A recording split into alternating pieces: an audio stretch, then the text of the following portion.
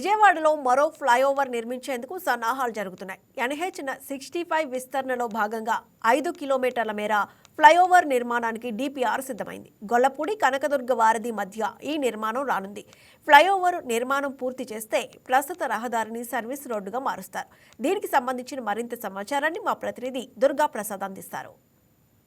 చూశారు కదా, మీకు కనిపిస్తున్న ఈ ట్రాఫిక్ ప్రాంతం అంతా కూడా విజయవాడ హైదరాబాద్ నేషనల్ హైవే 60 పైన కనిపిస్తున్న ఒక చిన్న ప్రాంతం. ఇది ఆ గొల్లపూడి నుంచి అటు విజయవాడ మధ్య 5 కిలోమీటర్ల దూరం ఉంటుంది. ఈ 5 కిలోమీటర్ల ప్రాంతంలోనే ప్రజెంట్ ట్రాఫిక్ని మీరు చూస్తున్నారు.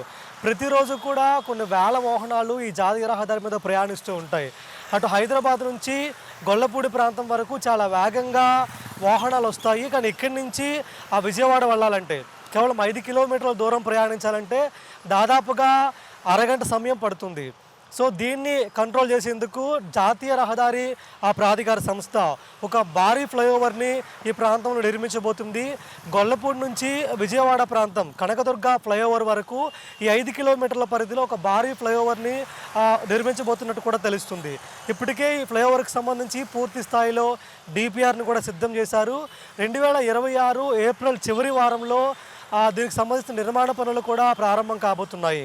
హైదరాబాద్ నుంచి విజయవాడ ప్రాంతం మధ్య దాదాపు 220 కిలోమీటర్లు పొడవు ఉంటుంది. ఈ రోడ్డును 4 లైన్ల వెడల్పులో అప్పట్లో నిర్మించడం జరిగింది. కానీ పెరుగుతున్న రద్దీ దృష్ట్యా 6 లేన్ రహదారిగా విస్తరించాలని నేషనల్ హైవే భావించింది. ఆ నేపథ్యంలో ఈ మార్గాన్ని ఇప్పుడు 6 లేన్గా డెవలప్ చేయబోతున్నారు. అయితే హైదరాబాద్ నుంచి గొల్లపూడి ప్రాంతం వరకు ప్రజెంట్ 4 లేన్లు కూడా రహదారిని 6 లేన్లుగా మార్చుతున్నారు. అంటే రోడ్డుని వెడల్పు చేస్తున్నారు. కానీ ఇక్కడి నుంచి గొల్లపూడి ప్రాంతం నుంచి విజయవాడ మధ్య ఈ రోడ్డుని వెడల్పు చేయాలంటే దాదాపుగా 60 మీటర్ల వెడల్పు కలిగిన ప్రాంతం అవసరం అవుతుంది. గొల్లపూడి నుంచి విజయవాడ ప్రాంతం మధ్యలో 40 నుంచి 50 మీటర్ల వెడల్పులో మాత్రమే భూమి అందుబాటులో ఉంది. అంటే మరికొంత భూమిని రోడ్డుకి ఇరువైపులా సమీకరించాల్సి ఉంటుంది.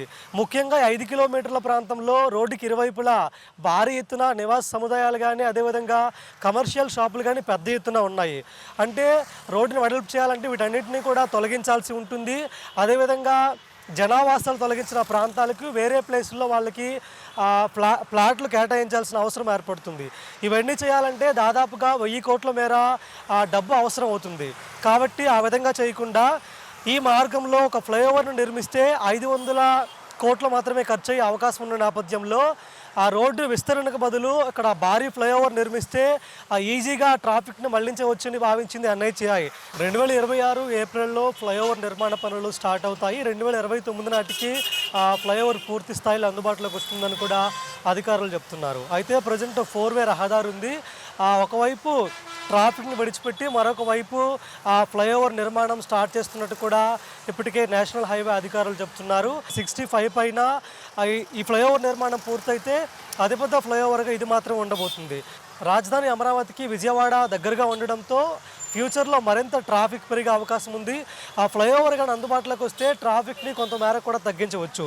ఇప్పటికే అటు విజయవాడ మున్సిపల్ కార్పొరేషన్ దగ్గర నుంచి అదేవిధంగా రాష్ట్ర R&B దగ్గర నుంచి కూడా NHAI అధికారులు ఆ ఫ్లైఓవర్ నిర్మాణానికి పూర్తి స్థాయిలో అనుమతులు తీసుకున్నారు. మరికొద్ది నెలల్లోనే ఫ్లైఓవర్ నిర్మాణ పనులు ప్రారంభం కాబోతున్నాయి. ఇది ఇక్కడ పరిస్థితి. వీడియో జర్నలిస్ట్ మౌలితో ప్రసాద్ ఆకుల, వైకే న్యూస్, అమరావతి.